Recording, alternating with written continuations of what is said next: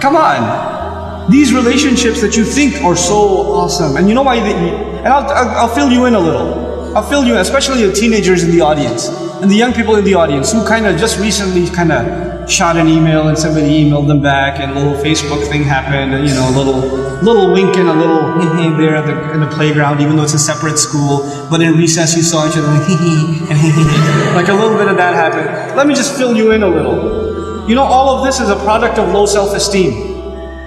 You think you're ugly. So if a guy thinks you're cute, you're like, really? I'm beautiful? You have low self-esteem. You think nobody's gonna like you, nobody's gonna want to marry you, and all of that stuff. And on the other hand, the guy, we don't have good friendships and good relationships, and we're looking for something. And most of the guys, I don't have to tell you what's going on in your head. You and I have ijma' on this issue.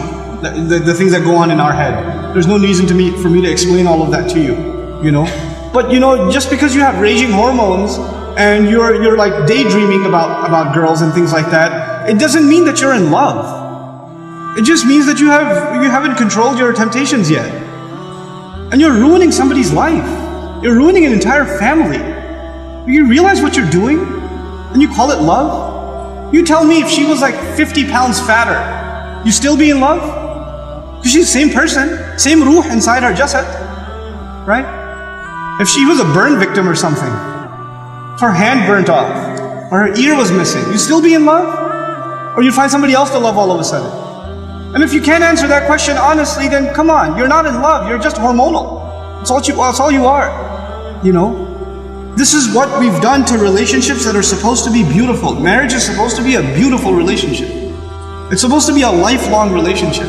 But because you're watching all of these models on TV and stupid women that are just throwing themselves at men and all this stuff, and you've developed this delusional concept of what it means to have love in your life. Delusional concept. Our deen came to free the world from this nonsense.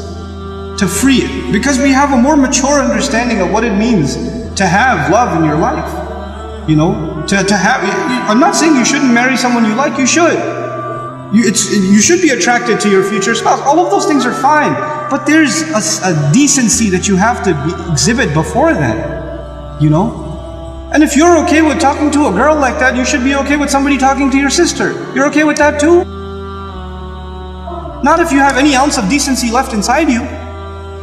If you do, then this is how we have to end these things. And if you've been in that kind of relationship, or you're in one of those relationships right now, nobody knows. Only Allah knows and you know. Don't raise your hand, please. Right? What I'm saying, you're like, after today's lecture, I have decided I no longer want to be your friend. Don't even write that, because even then you're looking for a response. You're kidding yourself. And then you're checking, did she write back? Yes, we should no longer be friends. And then you'll write back, you're right, we really shouldn't be friends anymore.